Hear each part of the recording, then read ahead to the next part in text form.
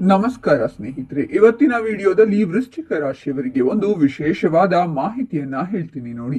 ಅದೇನಪ್ಪಾ ಅಂದ್ರೆ, ನಿಮಗೆ ಜೀವನದಲ್ಲಿ ನಿಜವಾದ ಶತ್ರುಗಳು ಯಾರು, ಯಾವ ರಾಶಿಯವರು ಶತ್ರುಗಳಾಗ್ತಾರೆ, ಕಷ್ಟ ನಷ್ಟಗಳೇನು, ಅದರಲ್ಲೂ ಬಹಳ ಮುಖ್ಯವಾಗಿ ನಿಮ್ಮ ಹಿತ ಶತ್ರುಗಳು ಯಾರು, ಅವರಿಂದ ನಿಮಗೆ ಬರುವಂತಹ ಸಮಸ್ಯೆಗಳೇನು, ನಿಮಗೆ ಹೇಗೆ ಶತ್ರುಗಳು ನಿರ್ಮಾಣವಾಗ್ತಾರೆ ಮತ್ತು ವೃಶ್ಚಿಕ ರಾಶಿಯವರ ಕಷ್ಟಗಳಿಗೆ ಪರಿಹಾರಗಳೇನು ಅನ್ನುವ ಸಂಪೂರ್ಣ ಮಾಹಿತಿಯನ್ನ ಈ ವಿಡಿಯೋದಲ್ಲಿ ತಿಳಿಸಿಕೊಡ್ತೀನಿ. ಸ್ಕಿಪ್ ಮಾಡದೆ ಕೊನೆಯವರೆಗೂ ನೋಡಿ. ಅದಕ್ಕೂ ಮುನ್ನ ನೀವು ವೃಶ್ಚಿಕ ರಾಶಿಯವರಾಗಿದ್ರೆ ವಿಡಿಯೋಗೆ ಲೈಕ್ ಮಾಡಿ, ಚಾನಲ್ಗೆ ಸಬ್ಸ್ಕ್ರೈಬ್ ಆಗಿಲ್ಲ ಅಂದ್ರೆ ಈಗಲೇ ಸಬ್ಸ್ಕ್ರೈಬ್ ಮಾಡಿ, ಹಾಗೆ ಪಕ್ಕದಲ್ಲಿ ಬರೋ ಬೆಲ್ ಐಕಾನ್ ಅನ್ನ ಕ್ಲಿಕ್ ಮಾಡಿ. ಕೆಲವು ರಾಶಿ ಚಕ್ರದ ಜನರು ನಕ್ಷತ್ರಗಳು ಹಾಗೂ ಗ್ರಹಗಳ ಪ್ರಭಾವದಿಂದ ಶತ್ರುಗಳಾಗಿ ಬದಲಾಗುತ್ತಾರೆ. ಕೆಲವೊಮ್ಮೆ ಅವರು ಬಹಳ ಆತ್ಮೀಯ ಸ್ನೇಹಿತರು ಅಥವಾ ಬಂಧುಗಳಾಗಿ ಪರಿಚಿತರಾಗಿದ್ದರೂ ನಂತರ ಶತ್ರುಗಳಾಗುವ ಸಾಧ್ಯತೆಗಳು ಹೆಚ್ಚಾಗಿರುತ್ತವೆ ಎಂದು ಹೇಳಲಾಗುವುದು. ಕೆಲವರು ಎಷ್ಟೇ ಪ್ರಯತ್ನಿಸಿದರೂ ನಮ್ಮೊಂದಿಗೆ ಸ್ನೇಹಿತರಾಗಲು ಅಥವಾ ಆತ್ಮೀಯರಾಗಲು ಸಾಧ್ಯವಿಲ್ಲ.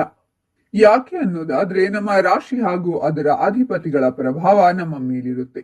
ನಿಮ್ಮ ರಾಶಿ ಚಕ್ರ ಚಿಹ್ನೆಯೊಂದಿಗೆ ಯಾರು ಹೊಂದಾಣಿಕೆಯಾಗಬಹುದು ಮತ್ತು ಹೊಂದಾಣಿಕೆಯಾಗುವುದಿಲ್ಲ ಎಂಬುದನ್ನ ತಿಳಿಸಿಕೊಡ್ತೀನಿ ನೋಡಿ.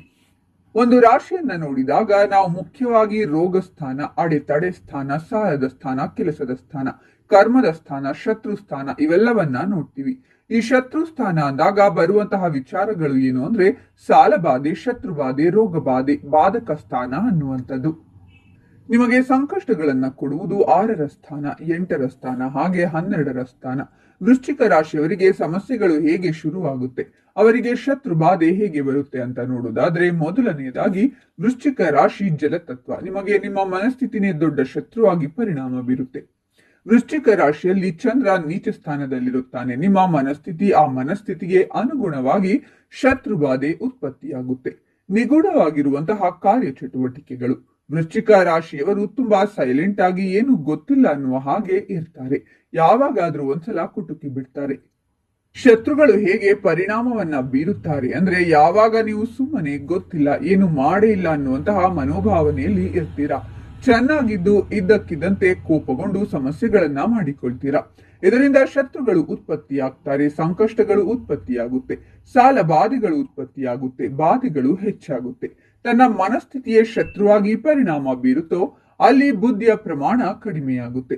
ವೃಶ್ಚಿಕ ರಾಶಿಯಲ್ಲಿ ಚಂದ್ರ ನೀಚ ಸ್ಥಾನದಲ್ಲಿ ಇರುವುದರಿಂದ ಮನಸ್ಥಿತಿಯನ್ನ ಒಂದೇ ರೀತಿ ಇರಲು ಬಿಡುವುದಿಲ್ಲ.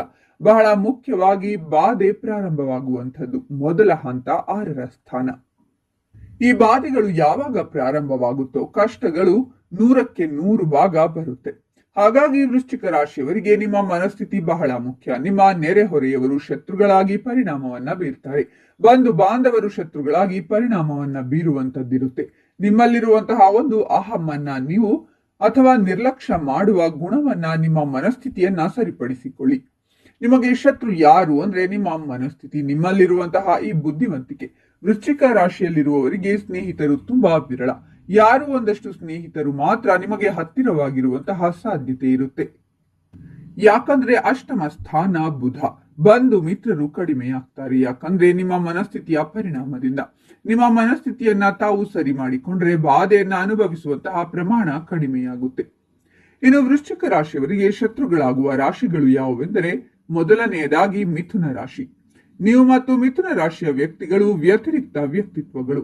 ಅವರ ಹರಟೆಗಳು ಮತ್ತು ನಿರಂತರ ಮಾತನಾಡುವ ಅಭ್ಯಾಸಗಳು ನಿಮ್ಮನ್ನು ಕೆರಳಿಸುತ್ತದೆ ಮತ್ತು ಅವರು ನಿಮ್ಮ ಮೌನವನ್ನ ದ್ವೇಷಿಸುತ್ತಾರೆ. ನಿಮ್ಮನ್ನು ಮತ್ತು ಮಿಥುನ ರಾಶಿಯ ವ್ಯಕ್ತಿಗಳನ್ನ ಬದಲಾಯಿಸಲಾಗುವುದಿಲ್ಲ ಮತ್ತು ತಮ್ಮ ಜೀವನವನ್ನ ನಡೆಸಲು ಅವರದ್ದೇ ಆದ ಆಲೋಚನೆಗಳನ್ನ ಹೊಂದಿರುತ್ತಾರೆ. ಈ ಕಾರಣಕ್ಕಾಗಿಯೇ ನೀವು ಮಿಥುನ ರಾಶಿಯವರೊಂದಿಗೆ ಸ್ನೇಹಿತರಾಗಲು ಕಷ್ಟವಾಗಬಹುದು.